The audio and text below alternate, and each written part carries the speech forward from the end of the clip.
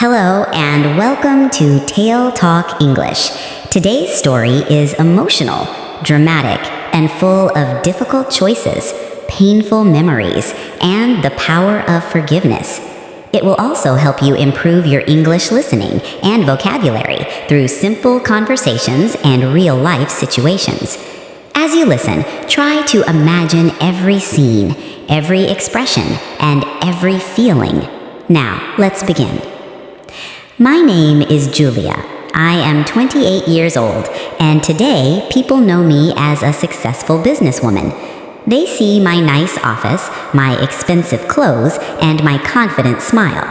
They think I have always lived an easy life, but they are wrong. My story began in a small town outside Chicago, where every day felt like a battle. When I was born, my father wanted a son. Instead, he got a daughter. From the first day of my life, I could feel that I was not welcome. He never carried me in his arms. He never smiled when he looked at me. Whenever someone visited our house, he spoke proudly about the son he wished he had instead of the daughter who stood quietly in the corner. As I grew older, I understood more than adults believed.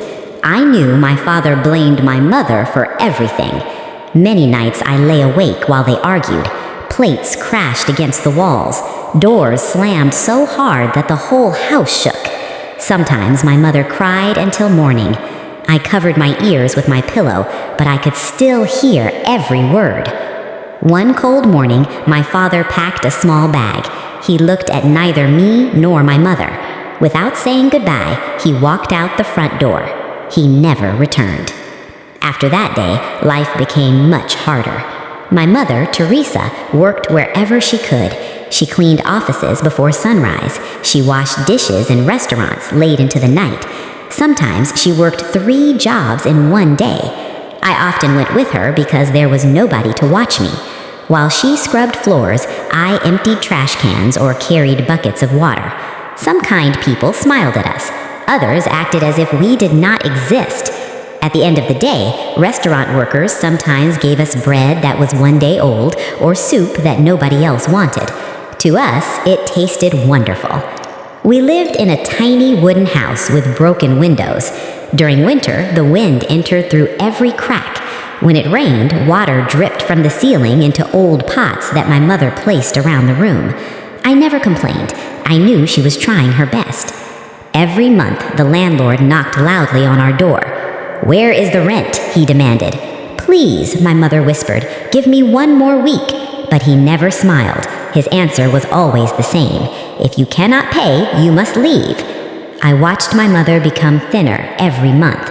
The bright smile she once had slowly disappeared. One evening, she held my hand while we sat in the dark because we could not afford electricity. "Julia," she said softly, "I love you." Those words made me happy. I did not know they would also frighten me. The next morning, she asked me to wear my cleanest dress. "We are going somewhere important," she said. I believed we were visiting relatives. Instead, we stopped in front of the biggest house I had ever seen. Tall gates surrounded a beautiful garden. A serious-looking man opened the door and invited us inside. Everything smelled expensive. The furniture shined. The floors looked like mirrors. An elderly man sat beside the fireplace. His name was Mr. Allen. He looked at me carefully but said very little. Then he placed a thick envelope on the table. My mother picked it up with shaking hands. She never counted the money. She simply held it tightly. My heart began beating faster. I looked from my mother to the old man. Something felt terribly wrong. "I don't understand," I whispered. My mother avoided my eyes. Mr. Allen stood up. "You will stay here," he said calmly. I grabbed my mother's arm. "Mama, I'm coming with you." She slowly pulled away. Tears filled my eyes. "Please don't leave me." For a moment, she almost hugged me. Then she closed her eyes. "You'll have a better life here." "No!" I held her dress with both hands. She gently removed my fingers. When she reached the door, she looked back only once. Then she walked away. I ran after her, but one of the houseworkers stopped me. I screamed until my voice disappeared. Outside, my mother never turned around. That was the day my childhood ended. The first months in Mr. Allen's house were lonely. I was not treated like family. I cleaned rooms, I polished shoes, I washed windows that were taller than I was. The other workers rarely spoke to me. Everyone feared Mr. Allen. He was known for being strict. If someone made a mistake, his voice became louder than thunder. I was afraid every single day. Still, I worked hard because I had nowhere else to go. Every night before sleeping, I thought about my mother. Did she miss me? Did she cry? Or had she forgotten me? Years passed. Slowly, I became older and stronger. One afternoon, I was helping organize books in Mr. Allen's private library. As I reached for a high shelf, my sleeve slipped down. A small star-shaped birthmark appeared on my left arm. Mr. Allen suddenly stood up. His face turned pale.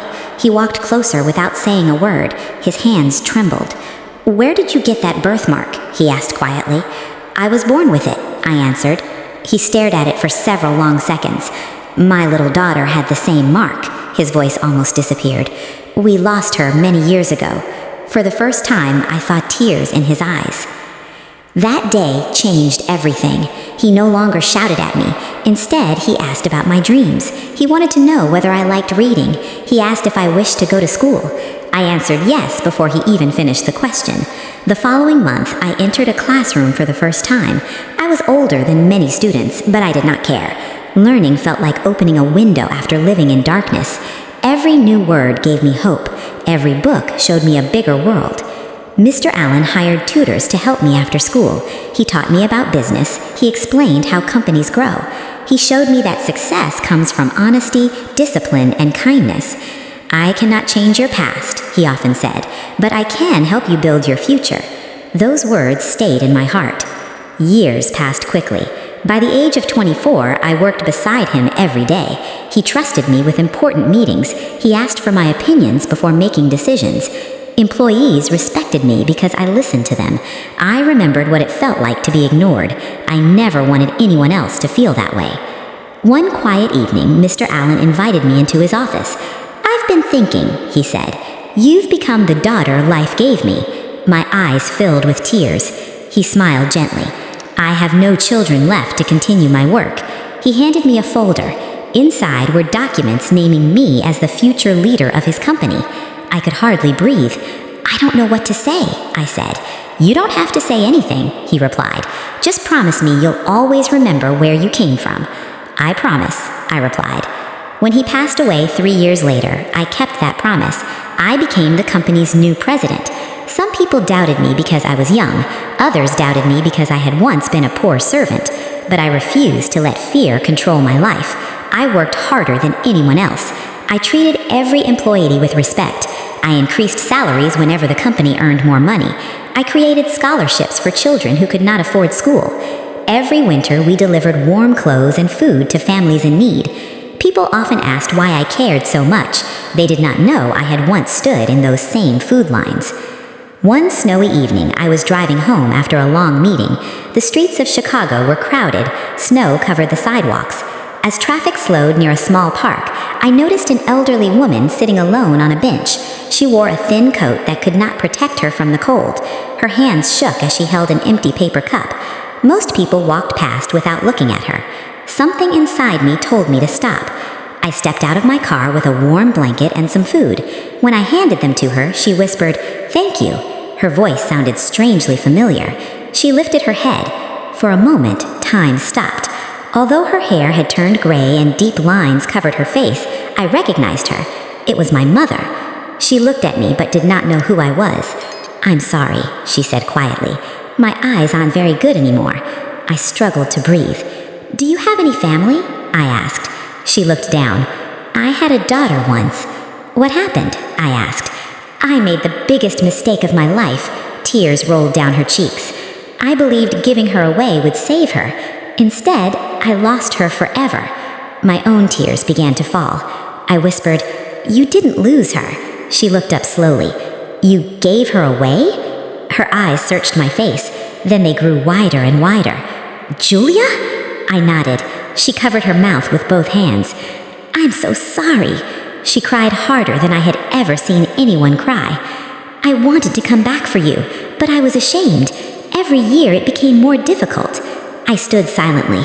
The little girl inside me still remembered that painful goodbye, but the woman I had become understood something else.